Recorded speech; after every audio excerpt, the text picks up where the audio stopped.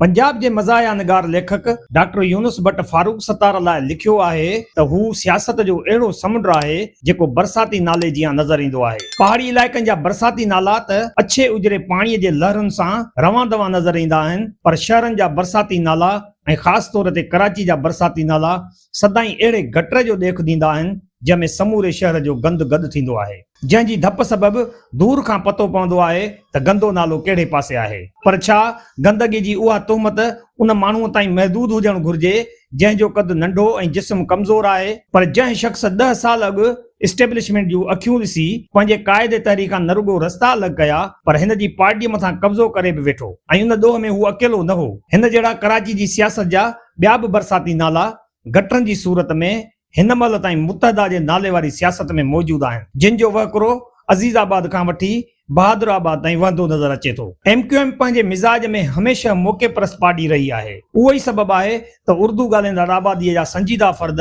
उनखे महाजरनि जी people's party कोठींदा आहिनि। उन सवाल ते अलॻि स्टोरी जी ज़रूरत आहे त MQM पीपुल्स पार्टी जहिड़ी आहे या बेनज़ीर भुट्टो खां पोइ आसिफ ज़रदारी पीपुल्स पार्टी खे MQM स्टाइल में नए सिर मुनज़म कयो। पर उहा हक़ीक़त आहे त ॿिन्ही पार्टियुनि जो मक़सदु उसूल ऐं आदर्श विकिणी इक़्तिदार हासिल करणु रहियो आहे।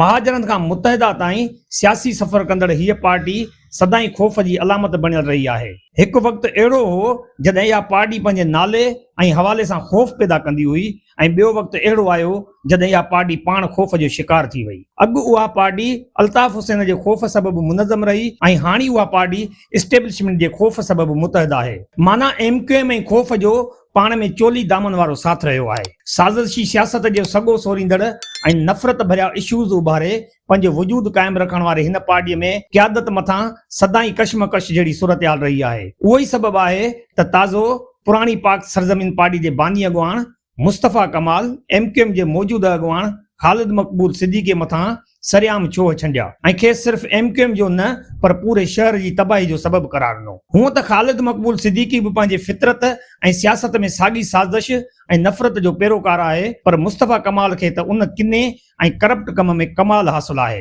ही उहो शख़्स आहे जंहिं अल्ताफ़ जी आंगुर पकड़े शहर जो मेयर थियो ऐं जेको अल्ताफ़ हुसैन जे लंडन में बख हणी ॿिनि गिटनि ते चुमियूं ॾियारे मोटंदो हो, ऐं बाद में हू अल्ताफ़ लाइ कमीने इंसान जा लफ़्ज़ जंहिं एतमाद सां इस्तेमालु कंदो रहियो, उन ते अल्ताफ़ मुख़ालिफ़ महाजर आबादीअ खे बि शर्म अची वेंदो हो। हिन वक़्तु MQM ॿिटी वेड़ विढ़ण में मसरूफ़ आहे। हिकु तरफ़ हिन जे पंहिंजे रंधिणे अंदरि रोलो आहे ऐं ॿिए तरफ़ हूअ पीपुल्स पार्टी सां मुआदो टिकाइण जी कोशिश करे रही आहे, ऐं खेसि ख़ौफ़ आहे त पीपुल्स पार्टी इस्टेब्लिशमेंट सां वधीक वेझो हुजण सबबि संदसि वजूद लाइ ख़तरो बणियल आहे। हूअं त पीपुल्स पार्टी MQM जा कुझु माण्हू टोड़े पाण में शामिल बि कया आहिनि, पर ॾिठो वञे त MQM ऐं पीपुल्स पार्टी में को ख़ासि फ़र्क़ु न आहे। जेको फ़र्क़ु आहे उहो सिर्फ़ु एतिरो आहे त MQM हिकु नंढी पीपुल्स पार्टी आहे ऐं पीपुल्स पार्टी हिकु वॾी MQM आहे।